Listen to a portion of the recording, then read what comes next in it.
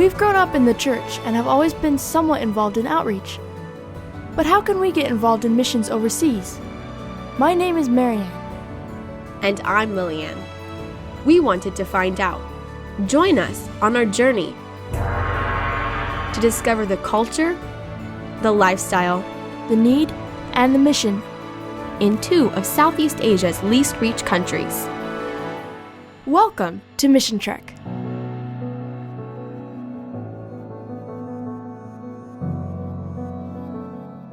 Hello and welcome to MissionTREK. We're so excited to have you join us. My name is Marianne. And I'm Lilyann.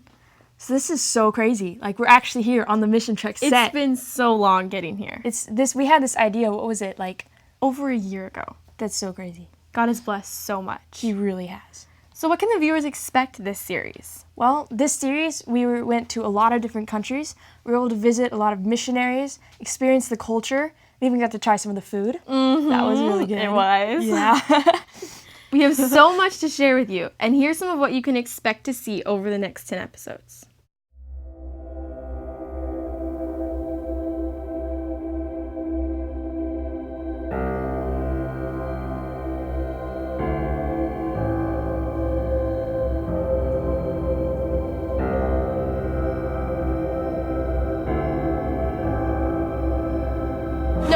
No, I'm not a snake person. I'd rather just watch them.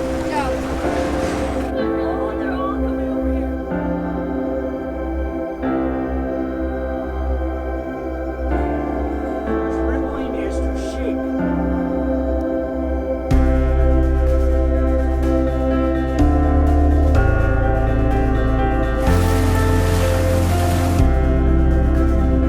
Because he loved every person so very much.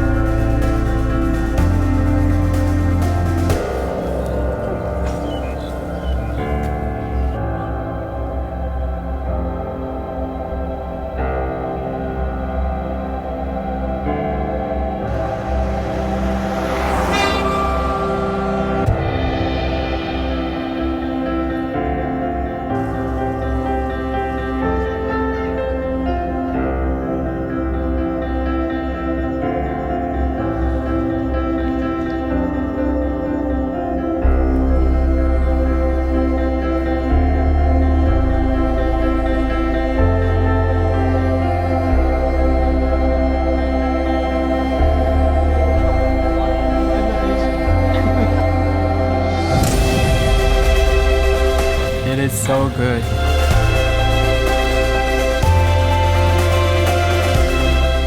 Holy Father, we pray that you please pour your Spirit upon us. Pour your Spirit upon the city.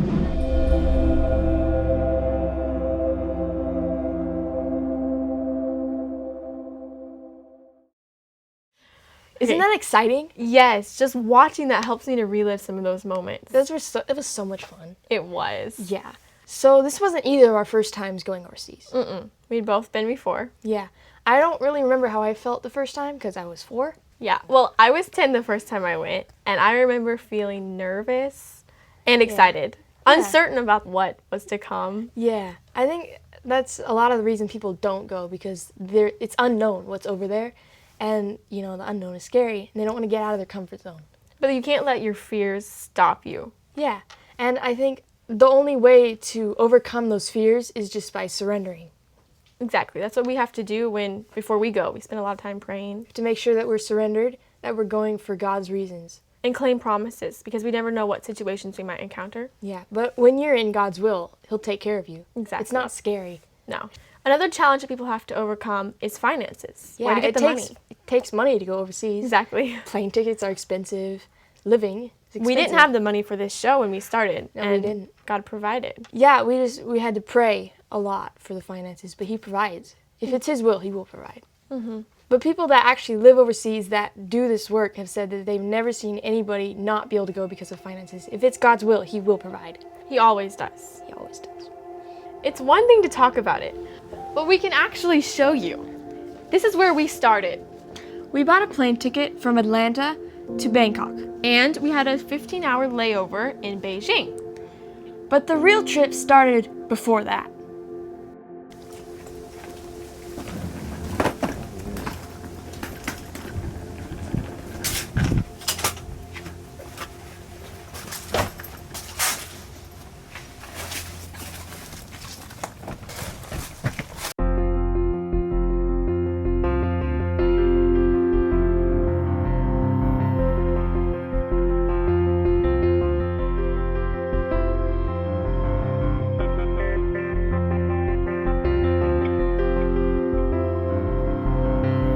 How's it going, Marianne? Pretty good. We got here, so that's good. After waiting in Atlanta for a couple of hours, we boarded the flight. We were all excited, but also a little bit anxious to see what this trip would actually be like. Hey, How are you feeling? excited Tired? and tired and excited. So How's the trip so far?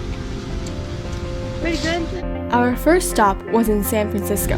We're about to get into San Francisco, and it's like midnight, and then we have a 3-hour layover until we go take off for China. So it's gonna be a long night. That morning, we had an 11-hour flight to China. We got there the next morning. We had a 15-hour layover in China, so we asked some friends to show us around, since none of us had ever been there before. Our first impression was that it was really cold. Of course, it was January, but 30 degrees and no warm clothing was really harsh. Thankfully, our friends lent us coats, which made the visit much more enjoyable. As we drove, I noticed it was modern in the city, but as we got out into the more rural areas, it became more neglected looking.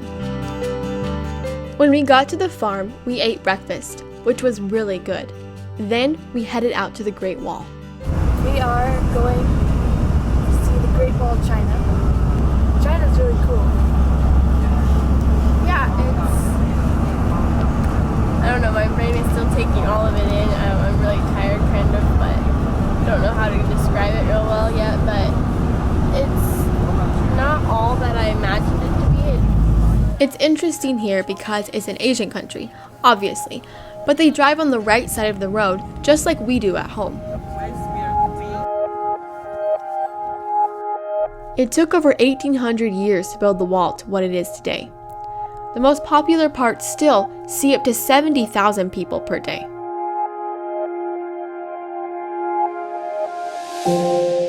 China is a beautiful country. Getting to see the Great Wall and all the people who live there really made me think.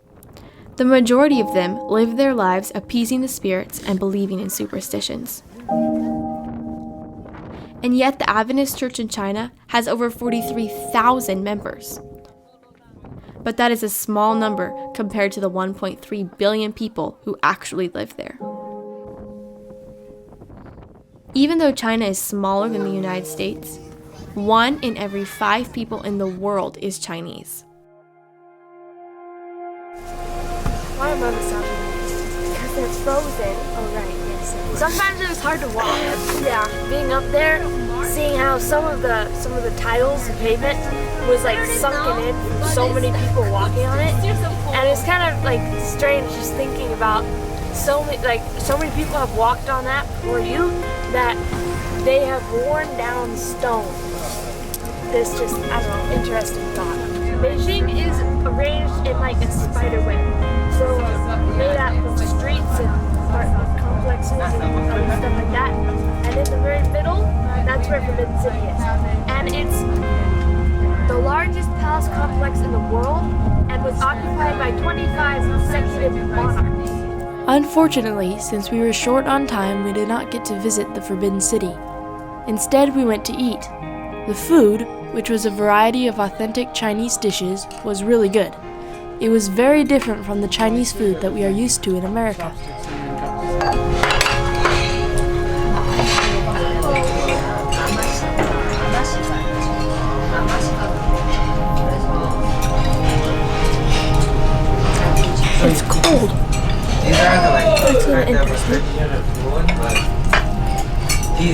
After we ate, they took us down this street where they were selling a lot of interesting things, like scorpions. And surprisingly, we weren't too excited to try them. China is a busy country with lots of culture and diversity. We were able to have a small glimpse of what it's like there. The food, the culture, and the customs are different from anywhere else that we've ever been.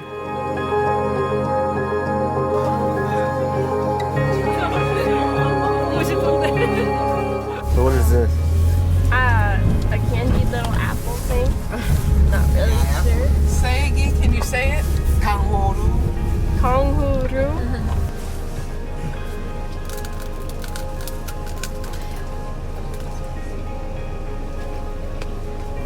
That's really good. We were able to do a lot in the short amount of time that we were in China. Afterwards, we headed back to the airport. Even though it was really cold and we were fighting jet lag, I'm so glad we were able to take advantage of the opportunity to see a new country. China is a huge country, but since it's communist, a lot of risks are involved. Please pray for the people of China.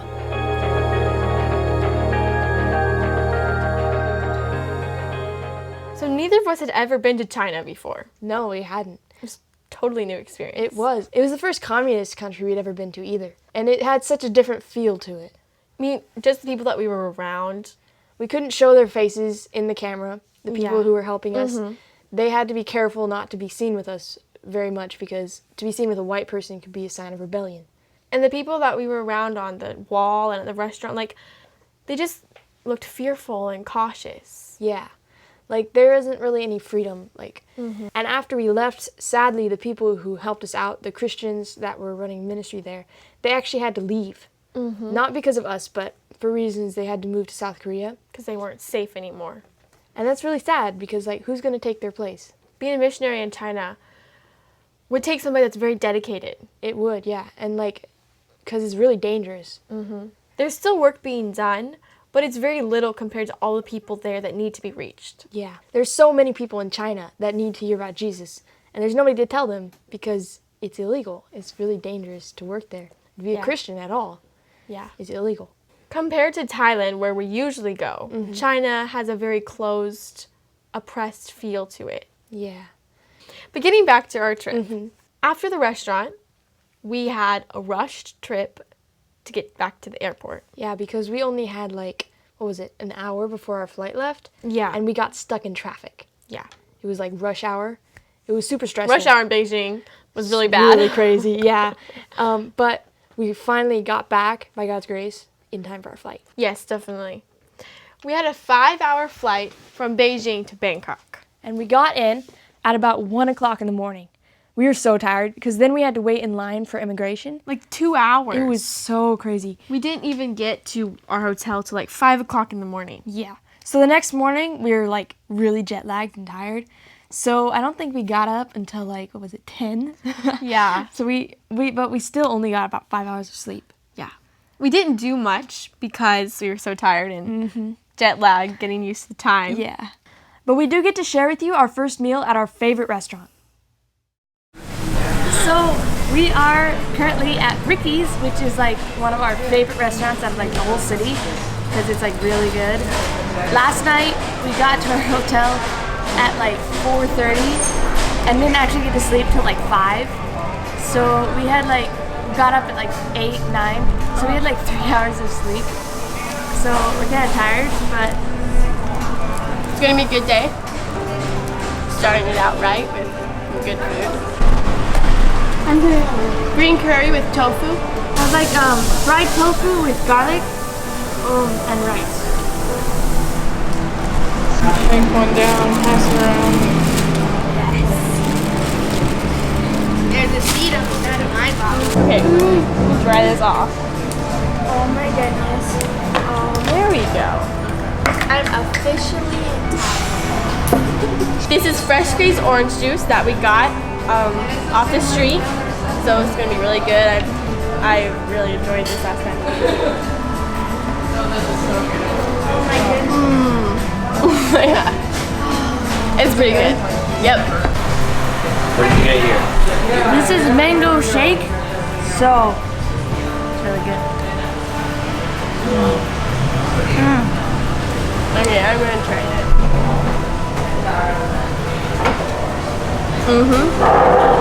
That's pretty good. The orange juice is better though. This is green curry. So it's supposed to have like bamboo shoots and tofu and stuff in it. And then I'm just gonna eat it over the rice, so it's gonna be good.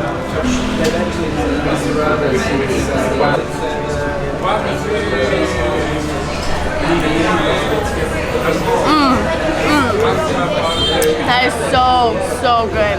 It's so much better than America. This is fried garlic with tofu. So,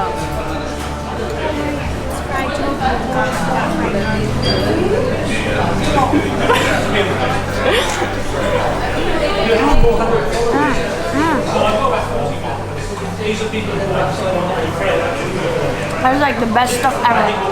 That was so good. Jet lag set in early Friday afternoon, so we didn't do anything the rest of that day.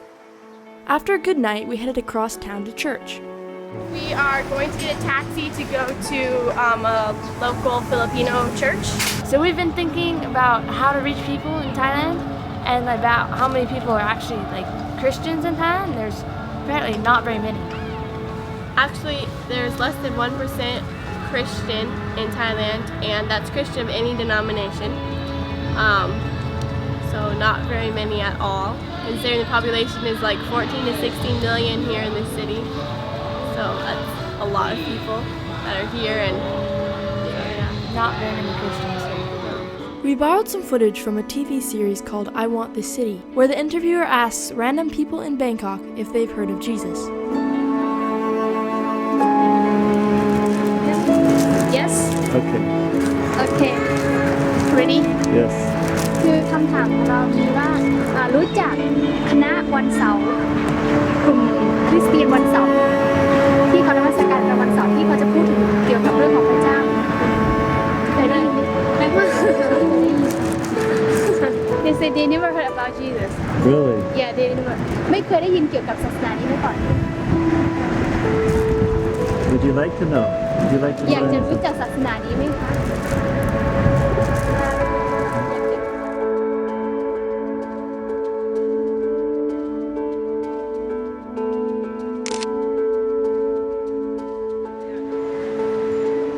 คุณลุงอยากจะถามคุณลุงว่าคุณลุงเคยได้ยินคนมาพูดเกี่ยวกับศาสนาคริสเตียนก็มาพูดถึงเกี่ยวกับพระเยซูให้ฟังไหมคะไม่เคยได้ยินนะคะไม่มีญาติพี่น้องคนไหนที่เป็นคริสเตียนไม่มีนะคะและแถวที่คุณลุงอยู่ก็ไม่มีคนเป็นคริสเตียนนะคะไม่มีแล้วคุณลุงอยากจะศึกษาเกี่ยวกับคริสเตียนไหมคะ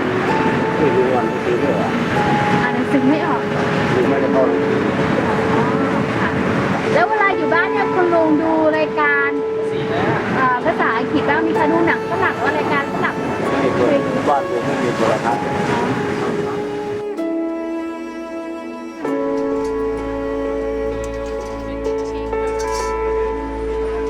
คนมาพูดประกาศเกี่ยวกับเรื่องราวของคริสเตียนหรือว่าเกี่ยวกับเรื่องของพระเยซูไหมไม่รู้ค่ะไม่เคยได้ยินค่ะโอเคถ้าเกิดว่ามีคนจะมาพูดหรือว่าจะมาพูดเกี่ยวกับเรื่องราวแบบนี้ให้น้องฟังเขาอยากจะรู้จักไหมคะอยากนะคะ It's amazing to actually see people who have no idea who Jesus is, but are interested in learning. We thought about this as we arrived at Yanhee, one of the few Adventist churches in this city. We grow closer to Him, like this flower here. But then we have to take what we've gained from God and the blessing to take it to the world. Through this here, where it's got the spoon and the fork and the Bible. And So, what is jet lag? Can you describe jet lag?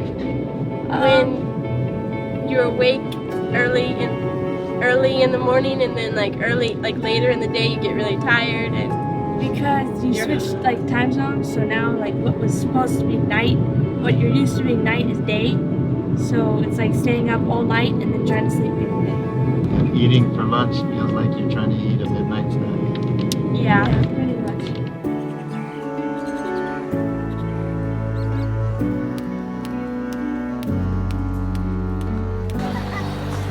What's that? It's a tract. What? Some person just gave me a tract. How can you be sure of heaven?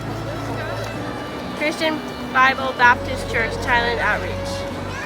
So we're here at Lumpini Park and There's a whole bunch of people, and there's like paddle boats and birds, and there's like people that have been running like this loop thing. so it's very busy. Thailand seems like a really culturally, like they like activity. Seems like that they're all very active and exercising and stuff. You guys have been here for at least 2 days. Yep. Have you 2 seen days. any ways that young people can get involved? I think probably the best way to get involved for any person, like young or not, like especially young people though, I think would be definitely have to be friendship evangelism. Build relationships with people and get to know them.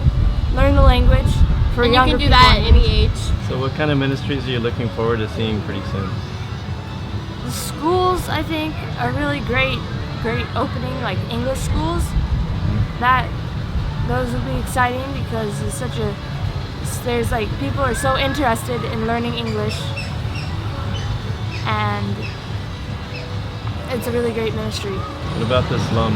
I think those people are very open because they have nothing really, and so I think people are more open when they have nothing material-wise. When they have a lot of material, money, whatever, then they feel like they don't need God or anything. So I think those people would be easy to reach, and it would be really great for them.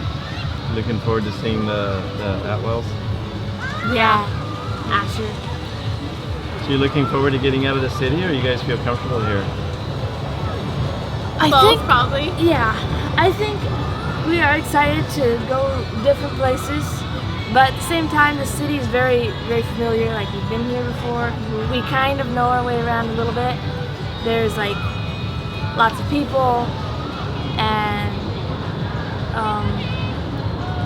easy to do everything. Yeah. Did Definitely. you guys enjoy church today? Yeah, it was really good.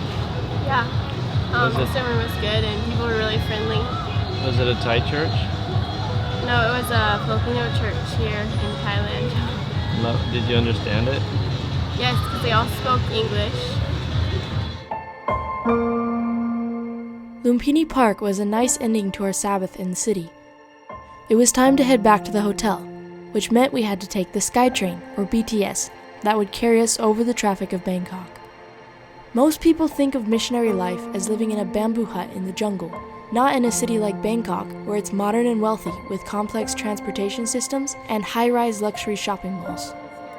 We're about to get on the BTS again and head back towards our hotel. So that's good. I'm kind of ready to be out of the hustle and bustle of being like more downtown and ready for it to be quiet again, so I'm pretty tired. But this is where the people are, and God loves people, so He is here too.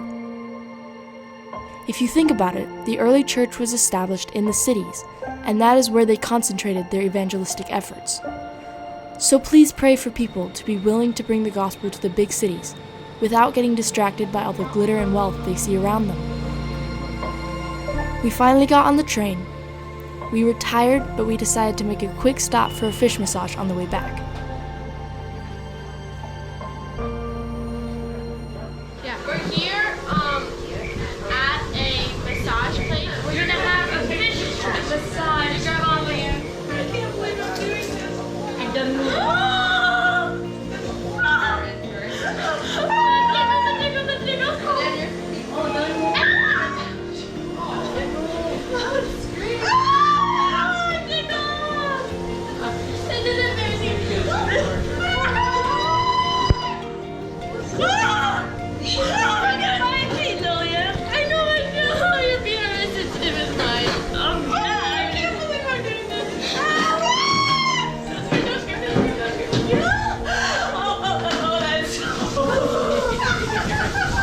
What does it feel like? It's really, really, really little fisher doing little suction things. Okay. Do you like it? I can't look